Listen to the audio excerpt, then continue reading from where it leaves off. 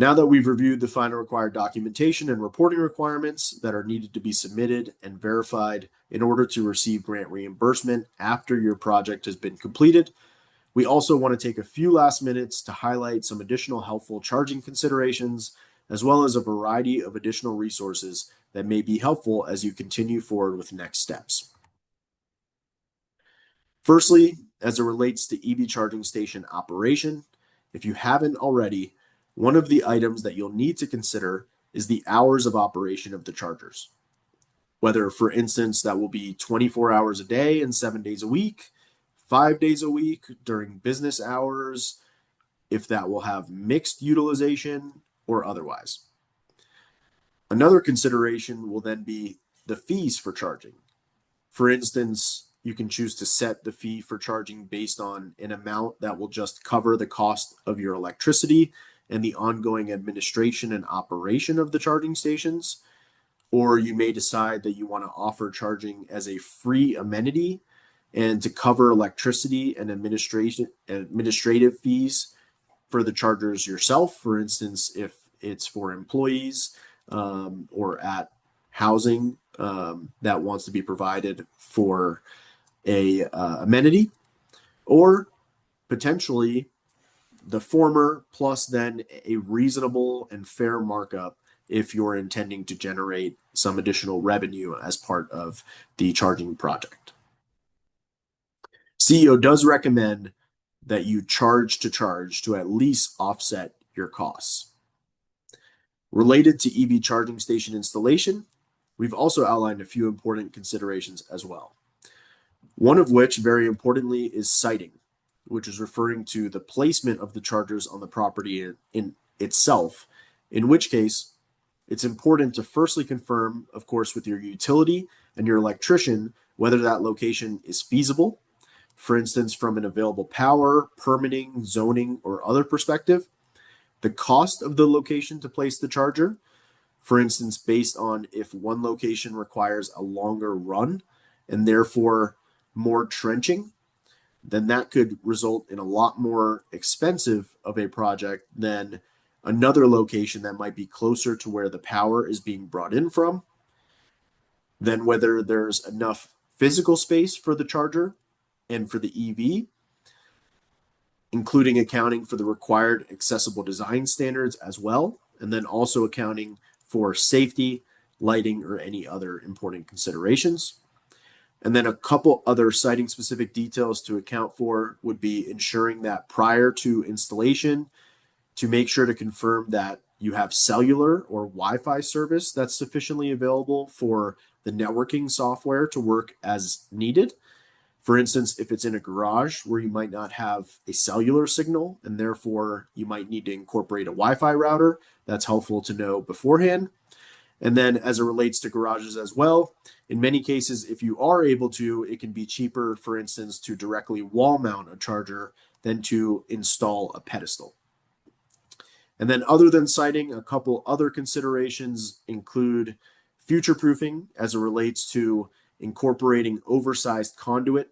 and panel or transformer space to allow for a much faster, easier, and cheaper installation of a charger or for multiple additional chargers in the future without the need for costly additional trenching, repairs, or otherwise, which is very strongly recommended by CEO and is also especially strongly recommended in the case of new construction to pre-wire for future charging stations, as there are numerous studies and data showing that costs are much less to pre-wire for additional chargers during construction than to have to retrofit an existing structure in the future if you intend to add more chargers. And then last, but certainly not least, is the importance of utility coordination, ongoing engagement, and potential incentives, where CEO again strongly recommends keeping in close touch with your utility, firstly to confirm whether they have any additional incentives available to help lower the cost of the project, and also to ensure that you proactively identify what upgrades will be needed at the site, what's involved with those upgrades, and whether there's any need for interconnection, which could potentially add meaningful time to the project implementation process if you don't engage with your utility provider early and often. And then finally, in terms of additional resources, we've also highlighted a number of those here on this slide. So one is that our office keeps a running vendor list that includes information related to vendors that have completed CEO's basic annual training,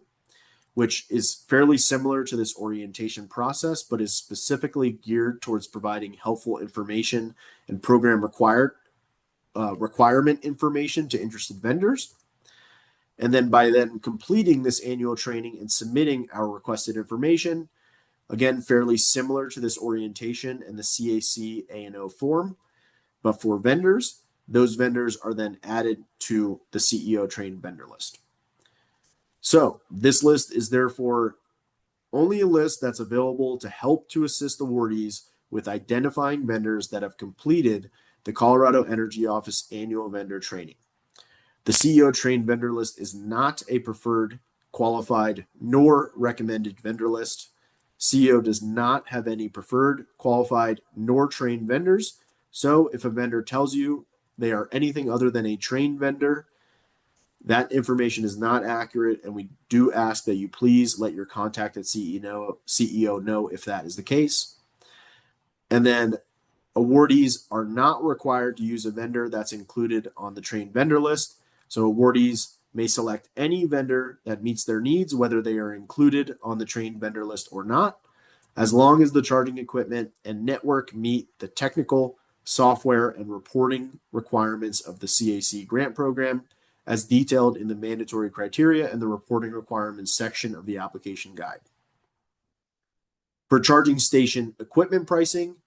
it's not required, but CEO very strongly recommends that all awardees conduct a competitive bid process with at least 2 to 3 bids to ensure you receive competitive pricing.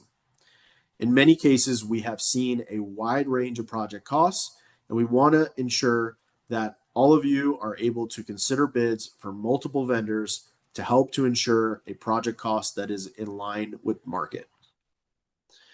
While EV charging project pricing can vary significantly based on site layouts and power requirements, we do offer a charging infrastructure frequently asked questions document with cost-related and other helpful information as a reference, such as the average cost to purchase and install a charging station, what is a reasonable amount to charge for charging, and other helpful questions. And then lastly, we also strongly recommend, again, future-proofing to enable more timely and cost-effective installation in the future. And we encourage you as well to use the link included here and others as available to search for any additional incentives that might be available for EVs or EV charging to further support your project. And with that, you have now officially completed the Charge Ahead Colorado orientation videos. And if you haven't done so already, as mentioned in the first video, your next step is to submit the CAC acceptance and orientation form so our team can begin with the next step in creating an account for your project and processing the draft grant agreement to send your way for review. So congratulations again on your award offer from the Charge Ahead Colorado grant program, and thank you for supporting the further strengthening of the state of Colorado's EV charging network. We look forward to continuing to work with you to support the success of your project. If you have any remaining questions, please reach out to my colleagues Mika or Zahra,